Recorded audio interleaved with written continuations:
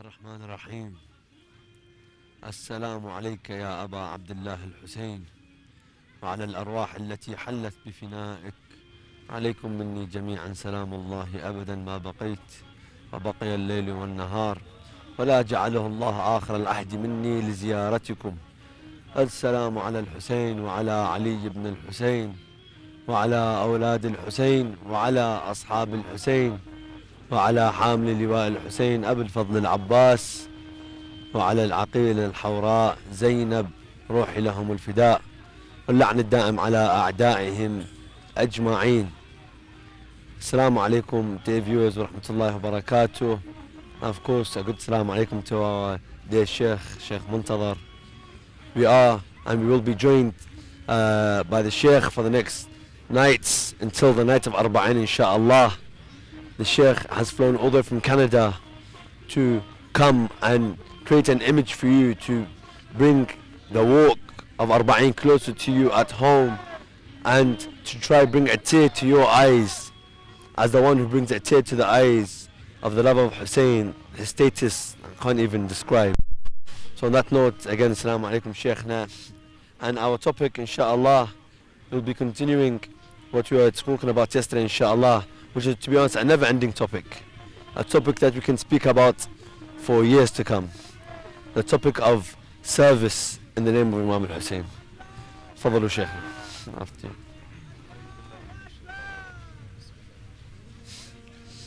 الصلاة والسلام على أشرف الأنبياء والمرسلين حبيب إله العالمين بالقاسم المصطفى محمد اللهم صل على محمد وعلى آل بيته الطيبين الطاهرين الذين أذهب عنهم الرجس وطهرهم تطهيرا، واللعن الدائم على أعدائهم أجمعين ومنكري فضائلهم ومناقبهم من الآن إلى قيام الدين آمين رب العالمين. Send our greetings to my dear brothers and sisters for joining us on this beautiful night as we witness the Zuwar and the never-ending track towards Karbala, and inshallah they arrive safely bi'idhnillah ta'ala. And as we said, concerning the services of Sayyid al-Shuhada, the Majalis of Sayyid al-Shuhada, we'll probably be talking about this for a while, like we said, because it's never ending. There's always something to talk about.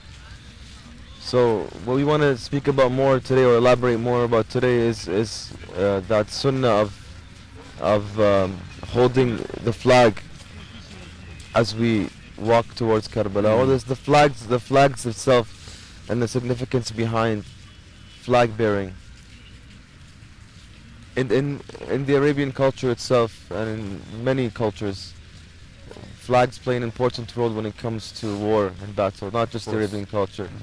Basically, the flag bearer is considered to be the heart of the army, and which is why the Abu Fadl al-Abbas alayhi salam, Ruhi lahu al-Fida, he was the flag bearer of the army of Sayyid al-Shuhada alayhi salam. Even though if we pay close attention to the words of Sayyid al-Shuhada when he speaks to Fadl al-Abbas, you'll find that on top of him being the flag bearer, he has a very important role other than being the flag bearer. Because when all of the companions of Sayyid al-Shuhada alayhi salam were martyred and killed, and only Bani Hashim were left. This is just a sidetrack, but an important sidetrack. Some people need to realize this. When Abu Fadl al-Abbas alayhi salam heard the calls of the orphan children and the children of Sayyid al-Shuhada calling for water, he went to Sayyid al-Shuhada seeking permission to help, permission to go bring water. So what Sayyid al-Shuhada responded to him, he said to him that you are the essence of my army, the core and the pillar, that if you are to go away, everything will fall apart. Now I want to ask my dear brothers and sisters to take this and ponder upon this, because when he said that, there was no army left but Banu Hashim. So Abu Fadl al-Abbas alayhi salam has another position that only Allah subhanahu wa ta'ala and the Imams understand. And we can also say this for sure, that Mawla al-Abbas alayhi salam is the only one worthy of holding the flag of Sahib al-Asr was the one arwahana lahu al-fida when he comes. And we know for sure that from the generals and from the army of Sahib al-Asr was the one, there will be men from the Barzakh as well.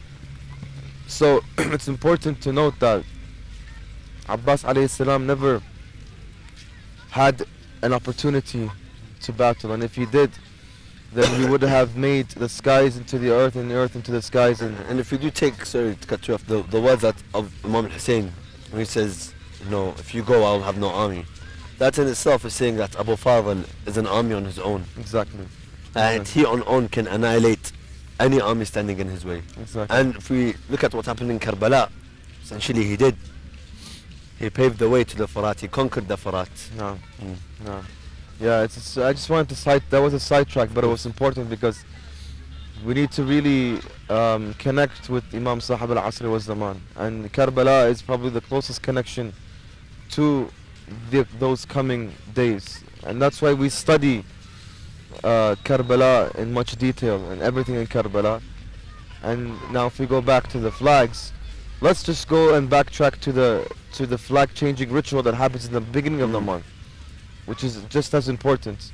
Then we'll go back to the flag sunnah that we see the believers carrying, which is almost like a way of them showing Imam Al-Hussein alayhi salam that when you said Ala min nasiran yansuruna, is there anybody to come to my aid? Here we are now trying our best, and we are holding these flags for you, and we will continue to hold these flags. And if we are to fall with these flags, then we have failed. So, but back to the changing of the flag from the red to the black. What does the red signify and what does black signify? Now, I can only say this for what I have read when it comes to the Arabian culture and the flags, and I think it must be shared through other cultures as well, because colors play a big significance when it comes to events. Every society. So, but I'm focusing on what I have known. I don't want to leave that radius. So, the redness signifies that there still lies vengeance to be taken. Because when Sayyid al-Shuhada alayhi salam, ruhiyahu al-fida, when he was martyred, that means there's blood on the hands of his killers.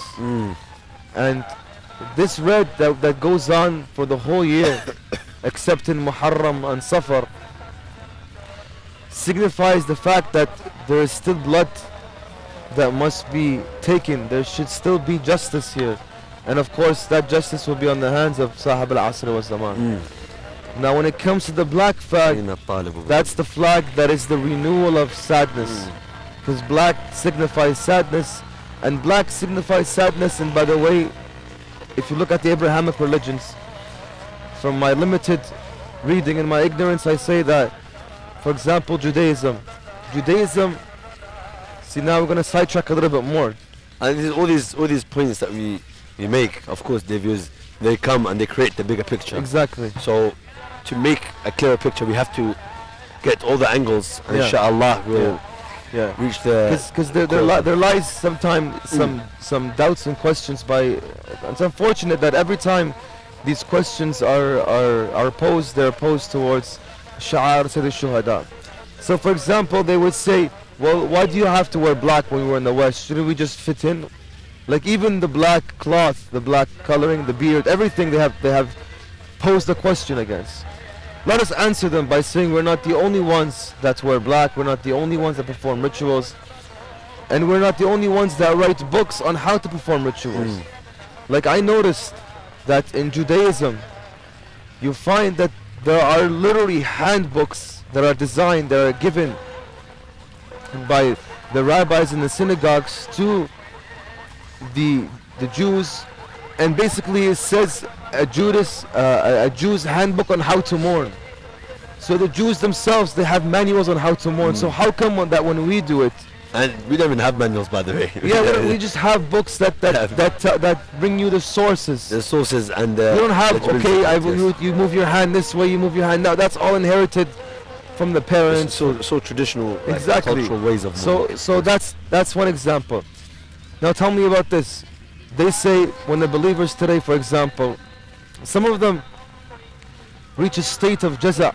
Jaza is translated as uneasiness, impatience in mourning. Then some believers reach a state of hala, which as Sayyid Muhammad al-Shirazi describes, rahmatullah alayh, Allah it's a higher form of jaza.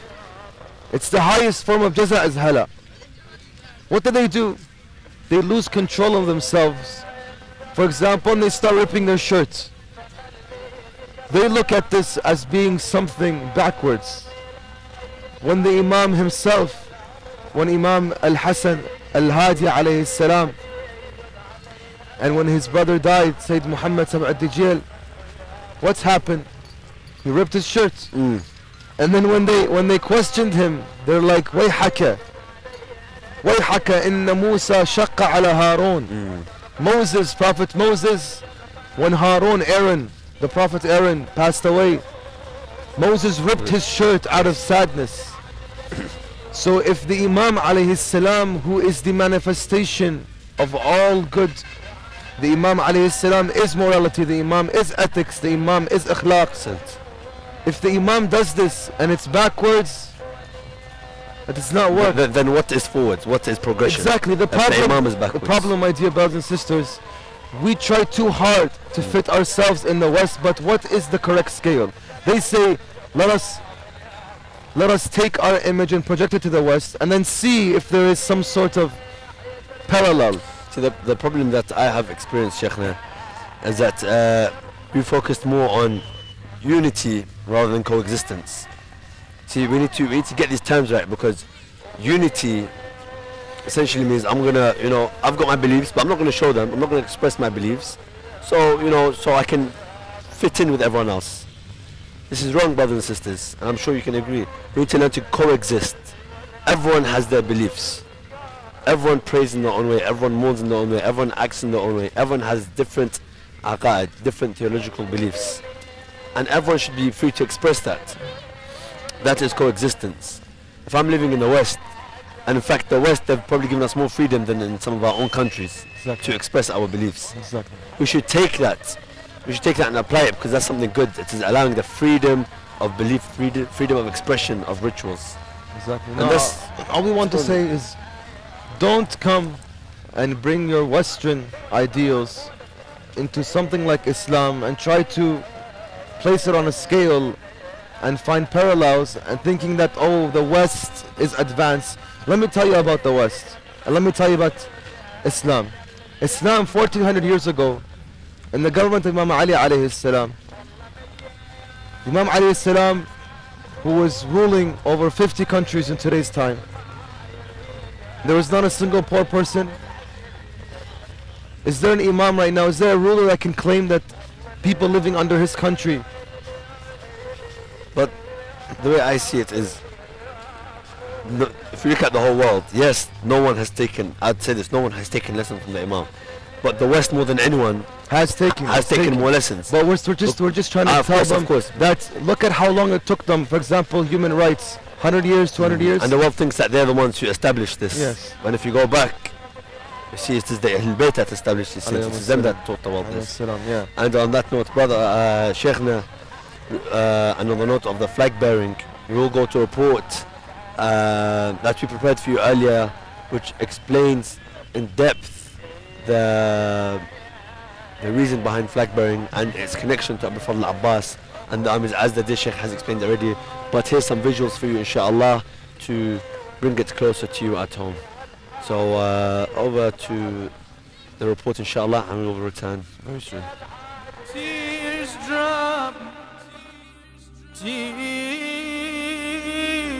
drop when voices are away from my heart,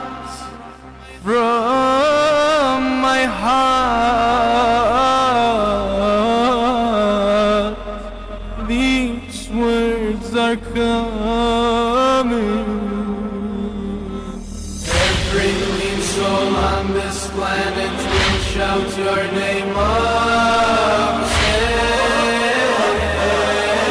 No one faced the pain like you did. No one's the same. Bismillah ar-Rahman ar-Rahim. There is very important aspects of the sha'ar and the rituals that we revive here in Karbala and all across the world. one very important factor is wearing the flag that represents the flag of Abu Fadl. That same flag that began with Rasulullah and was passed on to the best of men, Ali ibn Abi Talib. The same way Imam Hussein carried the flag and passed it on to the best of his soldiers, the best of his men, his brother Abu Fadl al-Abbas. Now flags were carried by armies as far as anyone could remember. Now a flag, when it is raised, it represents that the army still has not fallen, and flags have been raised by armies since the start of time, since the start of anyone can remember. It represents that, this army is still standing, and once the flag falls, at that stage, it means the army's defeat, the army has fallen. Whereas in Karbala, the last thing to fall was the flag. Abu Fadl carried the flag, his hands were cut, he was hitting the arrow, the water was gone, but the flag of Islam, the flag of La ilaha illallah, Muhammadun Rasulullah, Aliyun Wali Allah, the flag of Hayhat Millat Billah was still raised high to represent that you may have killed us, but the flag of Imam Hussein still is high in the sky. And in honor of that, I'm sure as you can see all the Zawar walking to Imam Hussein, carrying their flags in honor of the flag that never fell in Karbala. That only fell once Abu Fadl had lost his life. It was the most important thing on that day to show the enemy that, look, you may have killed us, but our message still lives. That's what the flag represents. And across the walk, every mawkib, every za'ir, everyone carries flags. Some flags are enormous, hard to even lift off the ground, but they do it in honor of Abu Fadl, the one who did not let the flag fall in Karbala. It gets worse. Every time my voice says your name, I feel the shake of Hussein. If I were there in Karbala, their hands I'll break. Oh Hussein, oh Hussein, I keep on saying, from my heart these words are coming. Every clean soul on this planet will shout your name, oh Hussein, oh Hussein. No one faced that pain like. Welcome back, dear viewers, to this live broadcast from the way to Karbala. I hope that report that you have just been shown must have, clarified why the flags, for example, and what it represents to carry the flag. And it's not just, I want to carry a flag for the sake of it, but its roots and its actual importance and its link to Abu Fadl and the Ahlul Bayt. But I'd like the Sheikh to continue what he was talking about. Sorry for cutting you off, of course. Inshallah, okay. So, yeah, we were talking about how come all the questions that are posed are always towards the Shia of Al-Muhammad, whereas the others, they do whatever they do freely, and some of it doesn't have a source. You just reminded me, actually. I'm sure everyone knows the app Snapchat. Yeah. I was going through a Snapchat story. It's like a month for Muharram. And that's when all the talk starts. Oh, Muharram's coming. All the rituals are gonna. So a month for Muharram, I was looking through the Snapchat stories, and there's a London Snapchat story. And what baffled me was they had in central London, got nothing to do with Muslims, nothing to do with Shia, nothing to do with any of our beliefs. They had put fire on the floor. Thank you very much, my dear brother. Here, other servants of Imam Hussein, taking care of other servants, inshallah, of Imam Hussein. Thank you very much. Yes, so I saw them putting fire, very hot fire on the floor. And the way I asked about it, and they're all, of course, running across it. And a big for a big distance. No, I was like, no, it can't be our lot, you know what I mean? It can't be our boys doing this, because I would have known about it. But it turns out that, no, it's a form of meditation. And it was in the newspapers the next day, and oh, look at these lovely people, you know, they're doing this form of meditation in the streets, they're running on fire. Look how it's painted, because it's The not media- us, the media. It's the media. No, it's not just the Western media. Unfortunate that it's some of our people that choose to portray things the way they want. Accent. Yeah, and the majority of the articles attacking the rituals are not from the West. No, It's from our own. And then they say, look, the West see you in a bad light. Yeah. But yeah, I saw this in front of me, then I'm thinking to Probably myself, confused you. I was really confused. Why is it okay when they do it for their reasons, whichever they may be? That's not affecting me. It's their beliefs, they can do what they want. I don't think it was anything religious. Why is it okay in that sense? But when it comes to Imam Al-Hussein, the reason we exist, the reason we breathe, the reason we live, why when it comes to him, all of a sudden, you know, there's a full stop, there's a break. You know, guys, don't do this, don't do that. Allahu A'lam, but I just thought I'd bring that out because the fact that It's unfortunate. I mean, now that you mentioned that, I've seen a similar thing on the news as well. In Australia, I've seen them do what's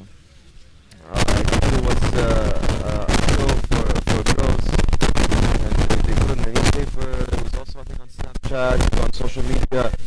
Basically, what they do is they mud themselves for raise money for breast cancer. They go through different like trials. They go through. It's a swimming session and a mud session, and they go through the trees. They jump over fences, and then at the end of the day, they're sitting there with their friend. They're smiling, and then they have like a little like pin saying "Raise money for breast cancer." it's all nice. But when we come and mud ourselves here, they make a big deal about it. Well, Sayyid Imam Al-Sadiq عليه السلام says إذا زرت الحسين فزره وأنت أشعث وغبر ومكروب وحزين وعطشان وجوعان. When you visit Imam Hussein عليه السلام, visit him when you're disheveled, covered in dust, when you're in pain and affliction, when you're hungry and thirsty. You know what disheveled means? Disheveled means that, you know, when you wake up in the morning, your hair is messy, it's like you just went through hell. That's what disheveled is. When you go to say Shuhada, you don't comb yourself, you don't fix yourself up. No, you go in that state because you have to console with that state that the Imam alayhi salam was on a day of Ashura for 3 days covered in dust. And this is nothing compared to the state of Sayyid al-Shuhada alayhi salam. We're just trying to paint an image for the whole world. This is how we would like to give ourselves Sayyid al-Shuhada. I mean, didn't we see today how the believers were pulling people off the streets, putting them inside the fence, and then trying to basically massage their feet?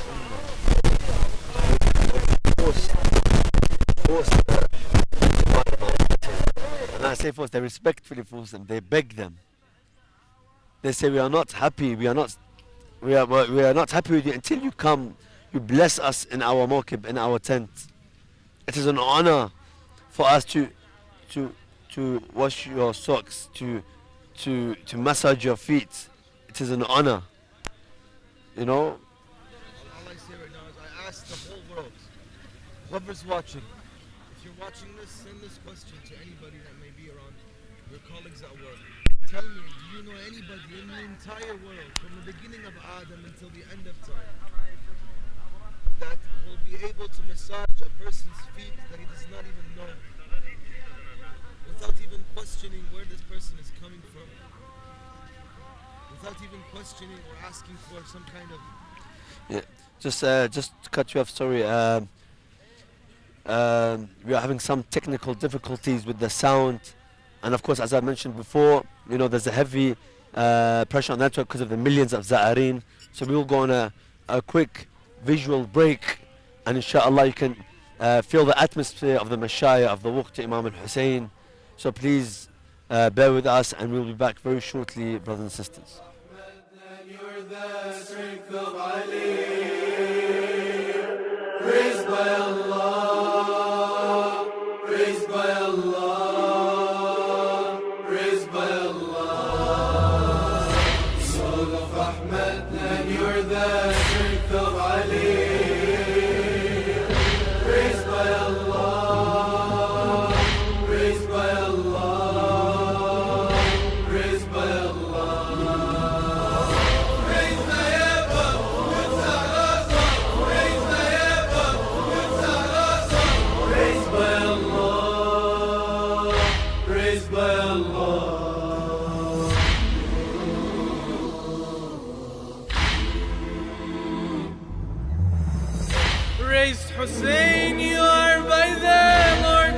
the throne on the big day of the meeting.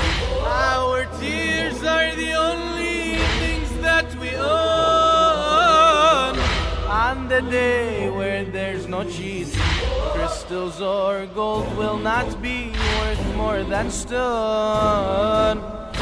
With the stone there will be beating. Blessings I could give from your light when it's shown. I will give my eyes for greeting. Oh Hussein, your face when will I get to see? Praised by Allah, praised by Allah, praised by Allah. You are divine, you're the sunshine. You are divine, you're the sunshine. Praised by Allah, praised by Allah.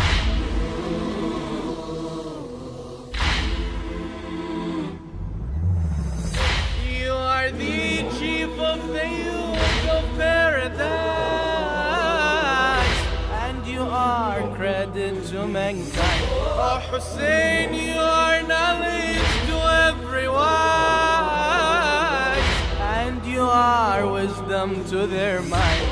You are the light that's given to our eyes, and your love is cure to the blind. After I die, to the Lord my soul will rise.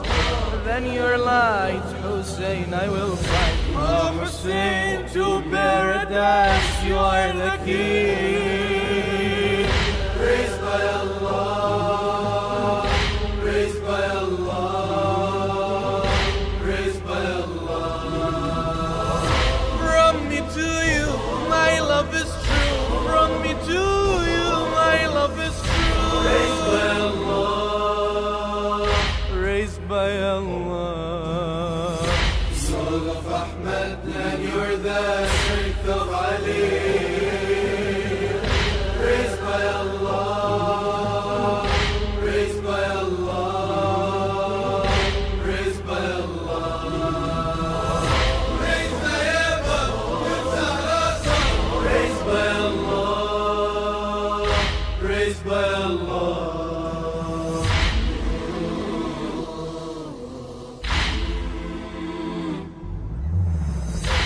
Allah is He who raised every sky without pillars, and we couldn't deny. Hussein was raised by the same great strength, no doubt. That's because Hussein's our style.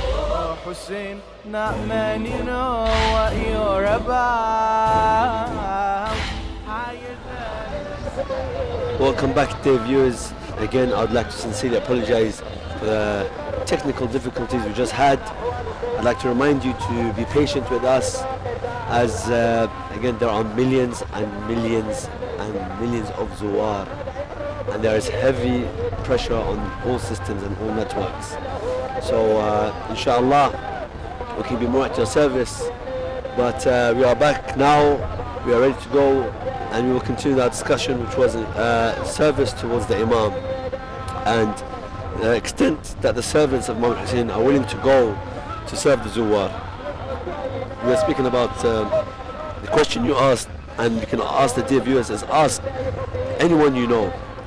Is there any person you've ever heard of, or you know personally, or you've heard of? Is there anyone that would be willing to massage a stranger's feet?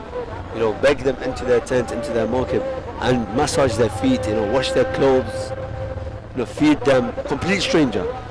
Does not care about their ethnicity, their background, their religious belief. You know, there's many Sunnis coming with the work, there's many Christians. In fact, there's a group coming now, which is who are not far behind us. There's ex-Sikhs with them. And we were with them yesterday, speaking to them actually, and it is one person that brings them here. Al-Hussein alayhi salam. There is no other person in the world that can bring this wide, diverse group of people in the millions and bring them and then create a whole new race of servants, a whole new group of servants just to serve them. It's truly astonishing.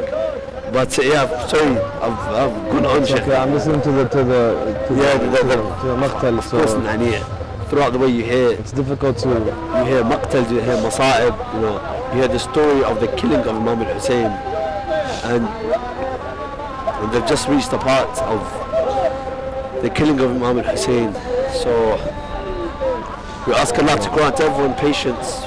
We ask Allah to grant patience to the Imam of our time on this musibah, on this calamity.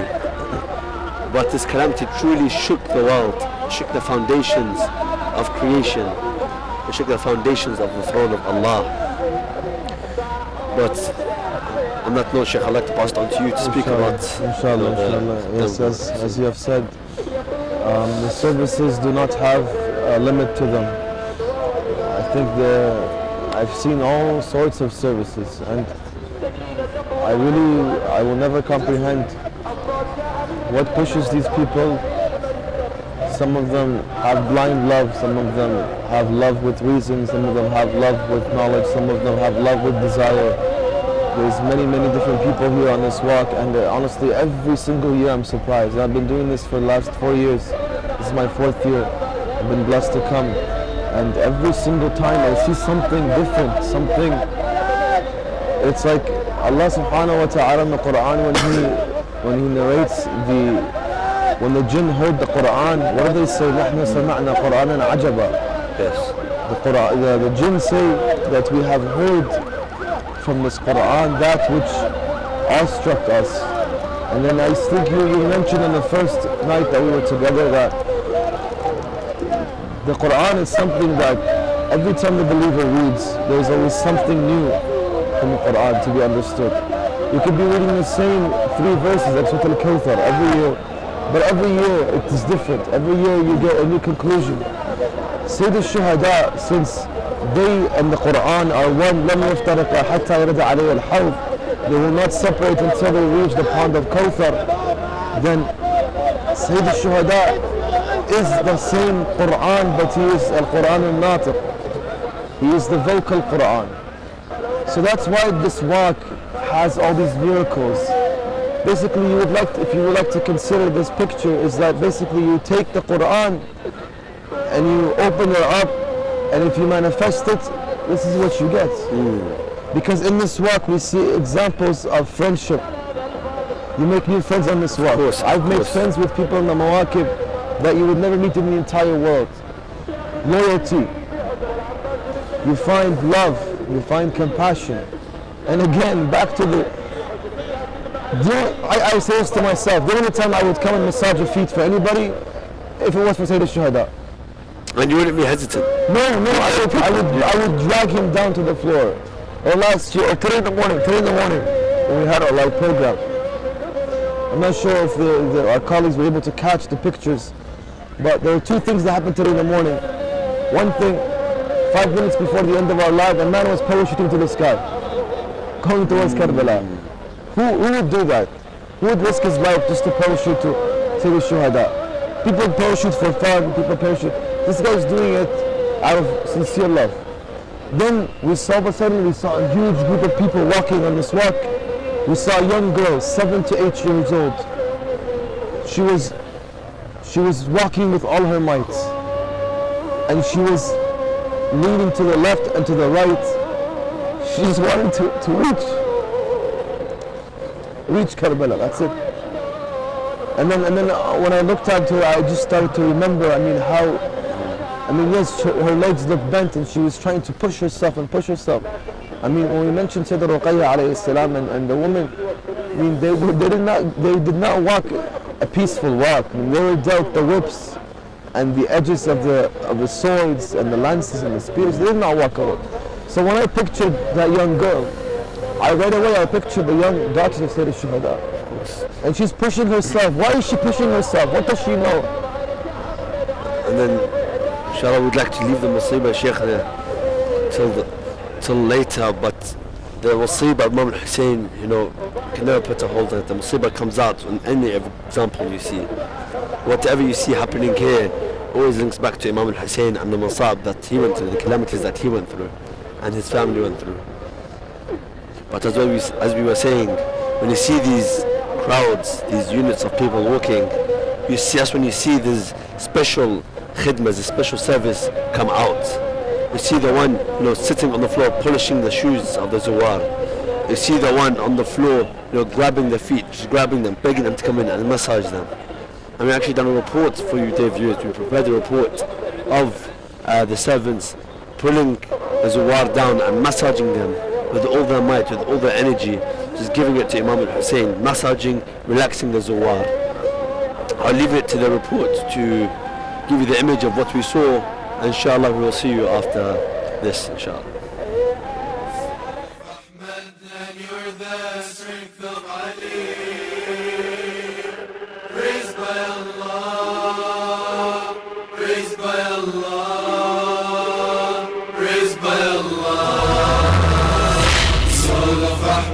And you're the strength of Ali.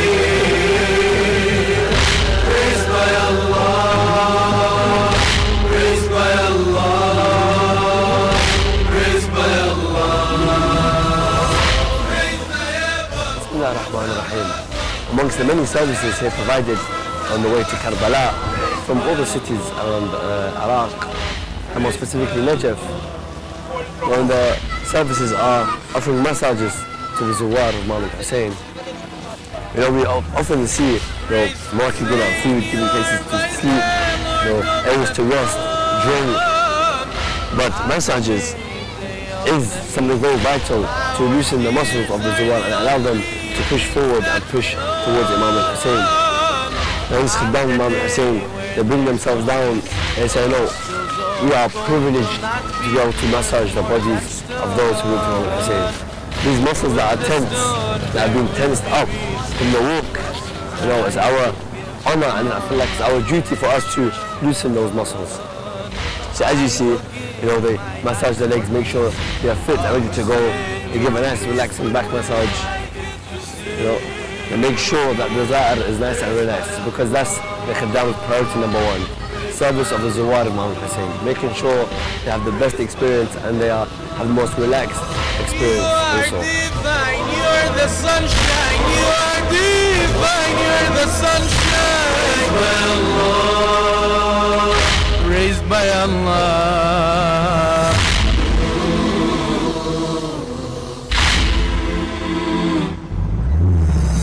You are the chief of the youth of paradise. You are credit to mankind. Oh Hussein, you are knowledge to everyone, and you are wisdom to their mind. It is no easy job to massage the Zawar of Imam Hussein. It takes a lot of energy and a lot of effort, and it is truly hard work. Morning and night, just put yourself in this brother's shoe here. Morning and night, every Za'ir that comes, aches, pains. It releases those aches, releases those pains, make sure the muscles are relaxed. But who massages him? Who relaxes him? When does he rest? The amount of effort that he puts in is truly phenomenal. And they truly, they make someone feel relaxed, they make someone be full with energy. And you can see the brother now, taking a quick break, wiping the sweat off his forehead. And it is that sweat that will bear witness for him that he massages the Zawar of Imam Hussein. He served those who are tired and who strive in the way of Imam Hussein. We ask Allah that every piece of sweat that comes down our forehead in service of Imam Hussein bears witness for us and for all the Khaddam of Imam Hussein. Praised by Allah.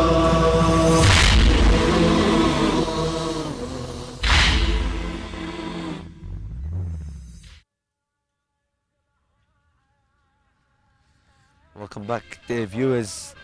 Inshallah, that report showed you what we have been trying to explain and what we are trying to pass on to you when we said the servants are willing to do anything for the Imam.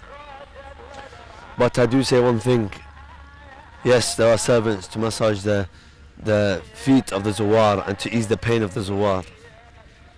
But when the women and the children and Imam Sajjad were in chains and they walked from Karbala to Kufa then to Sham, who eased their pain? You know, who tended to their aches, who tended to their wounds? I don't know, I'll leave the musibah to you, Shaykhna, but it truly makes me wonder. Well, today we want to make mention, since we're talking about the servants of Sayyid al-Shuhada alayhi salam,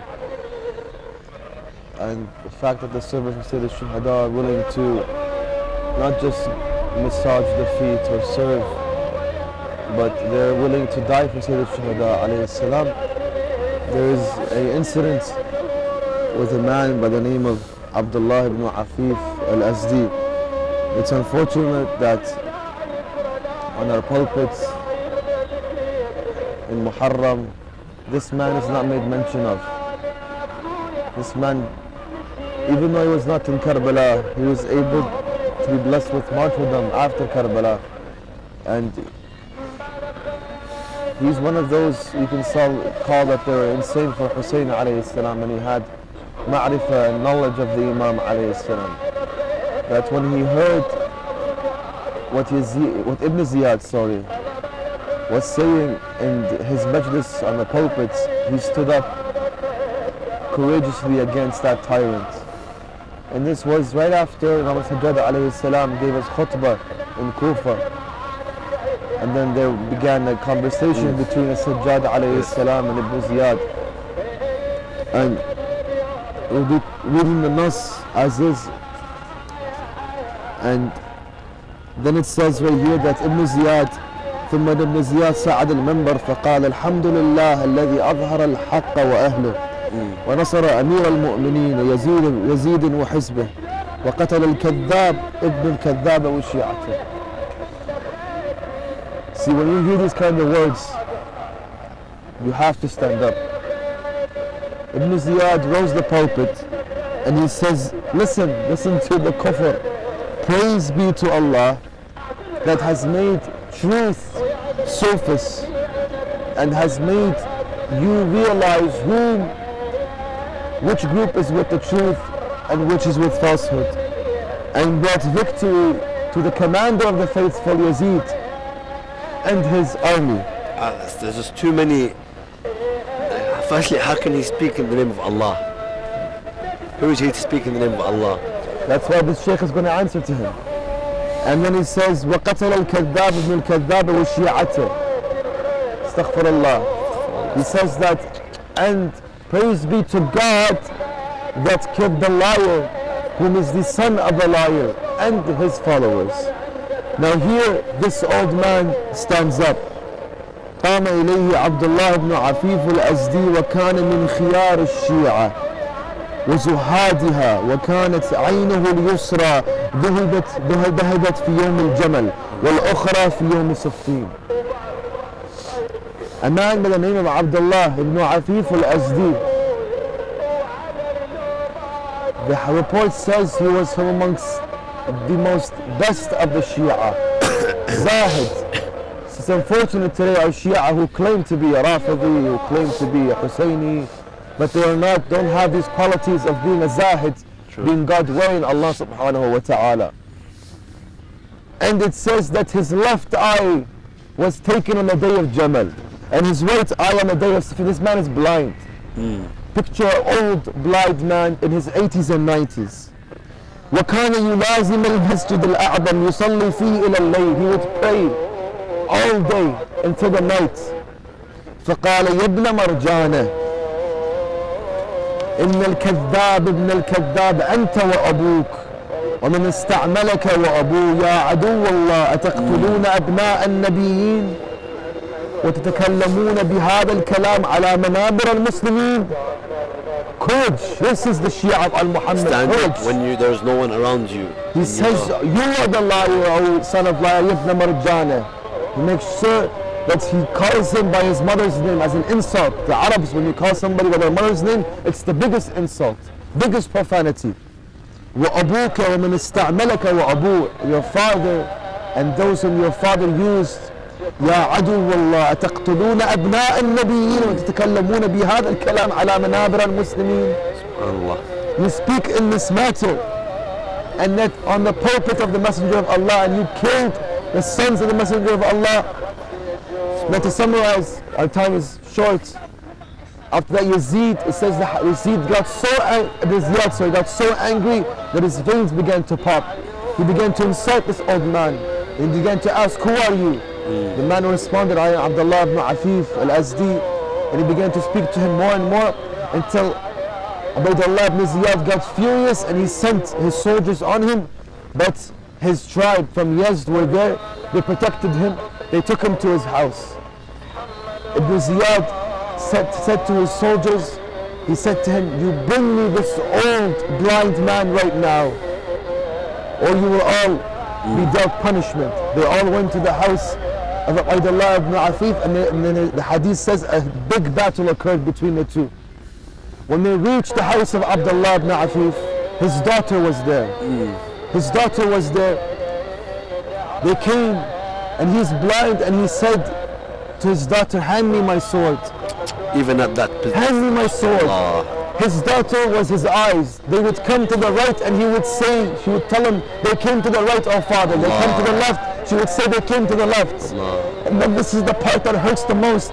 When his daughter said, there is nobody to protect my father. Is there nobody to defend my father? I tell the daughter of Abdullah ibn Afif, that is the same comment your Imam said on the day of Ashura. Then they take Abdullah ibn Afif in front of Ibn Ziyad, and then he begins to insult Uthman, and he begins to insult Ubaydullah ibn Ziyad with such courage, to the fact that Ubaydullah ibn Ziyad got so furious that in that same masjid, in front of all the people, he asked for his head to be cut off. He became a martyr, he became a Nasr of Sayyid al-Shuhada, even though it was weeks after the Shahada of Sayyid al-Shuhada. We just want to ask, where were they? The man is blind, the man is blind. The man is blind, he cannot see. His daughter was his eyes. And this is how he protects Sayyid al-Shuhada. No, Sayyid al-Shuhada is dead. He could have walked away. He could have easily walked away. Why did he not walk away? Because he knows that through Hussein alayhi salam is salvation. Now I tell my dear brothers and sisters, when Sahib al-Asr was the one comes, and he asks for your aid, do not walk away from him. Do not say I have a family. Do not say I have work. Do not say anything of that matter. Be like Abdullah. Abdullah, after the Shahada of Hussein, he was tested by Allah subhanahu wa ta'ala, and he was victorious. This is an example. Don't say we have no examples. The Ma'soomeen are Ma'soomeen. This is an example. He's not a Ma'soom. He's a man like you and me. We can be like Abdullah ibn Afif. We can be like Abdullah ibn Afif if we follow the footsteps of Abdullah ibn Afif. Rahmatullahi alayh. Inna lillahi wa inna ilayhi raji'un. No, Abdullah ibn Afif is one example. We look at the many that gave their lives for Imam Hussein, Zuhair ibn al-Qayn, you know, you have all of them. Different levels. Yazid al-Riyah, you have John, you have Abbas. We can be like these people. They are uninfallible examples given to us, targets for us to strive to be like. And on that note, I would like to thank you, Shaykhna, not only for the masa'ib which brings a tear to not our eyes but the eyes of the viewers, inshallah, but for the discussion and the insight on the atmosphere of Arbaeen. On that note, I'd like to thank you as well, dear viewers of Imam Hussein TV, for tuning in. Inshallah, tomorrow, same time, 7 p.m. Iraq time, 4 p.m. GMT time on Imam Hussein TV. We'll be here again with Sheikh Mountadhar Al-Karbala'i, and we will see you then, inshallah. Assalamu alaikum wa rahmatullahi wa barakatuh.